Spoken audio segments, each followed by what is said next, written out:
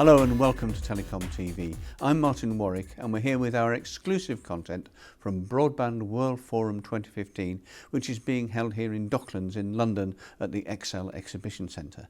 And I'm with George Nazi, who is the lead global network services at Accenture. George, good to see you after a decade. It's been that long since we last met. Yes. You're looking very well on it, I must say. Thank you.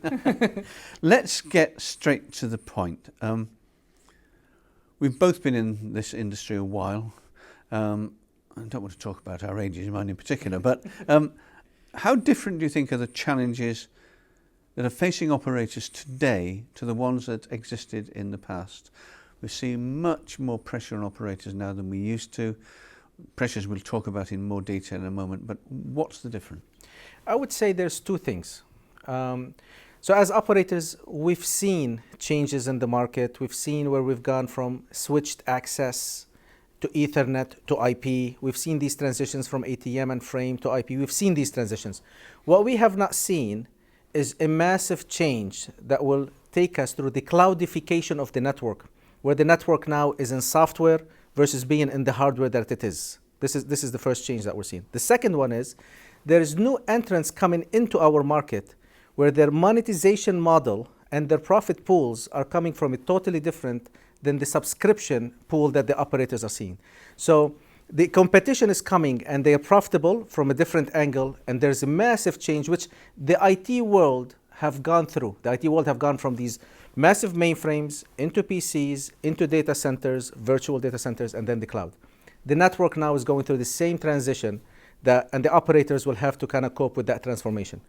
What are the key things, do you think, are the key things that SPs need to put into place if they're going to affect their transformation from the old hardwired networks of the times we were talking about just then to providers of digital service platforms? Sure. There's 4 or 5 key things that they need to do. First of all, from an architecture perspective, they need to design their network so it's software driven, leveraging the software defined networks and network function virtualization.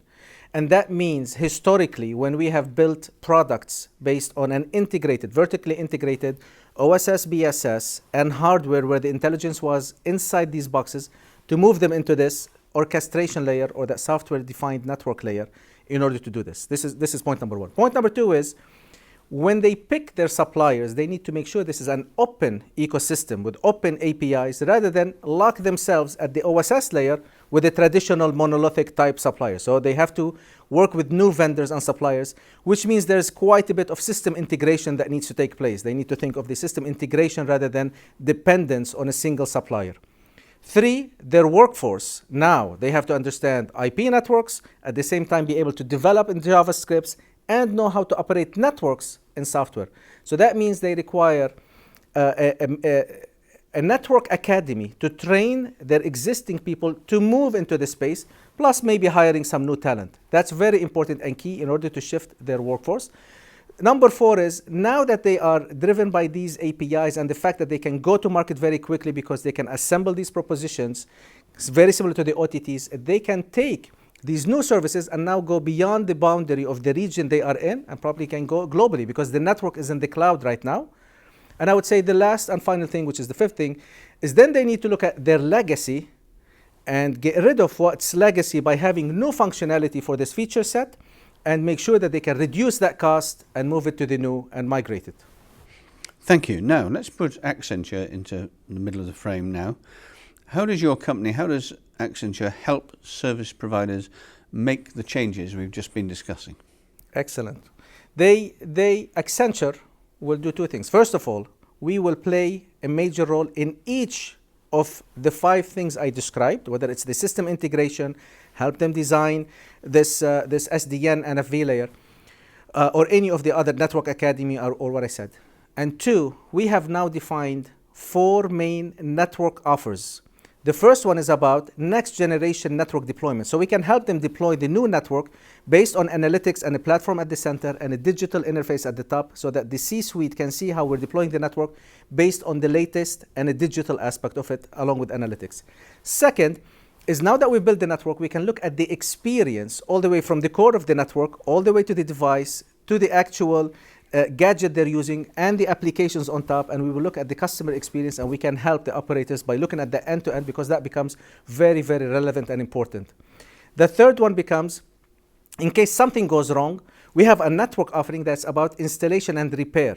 Again, leveraging analytics, leveraging digital, and we can look at the end-to-end processes and help the operators that way. Finally, the last one is all about next generation enterprise services, and this is when we can help them build the orchestration layer, onboard the NFVs onto the orchestration layer, help them migrate from the old to the new, whether it's the products, OSS, or network, and finally give them probably a retail suite for their enterprise customers for which they can go and sell forward to their customers. Good. Now, that's a good list and prescription, as it were.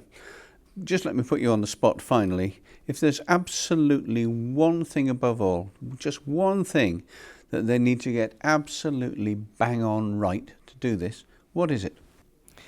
I would say they have to really rely on absolutely the right partner. Many of the partners will try to lock them back into a closed software system versus an open system.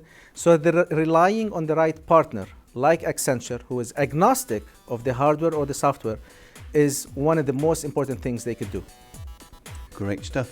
George Natty, thank you very much indeed. Thank you.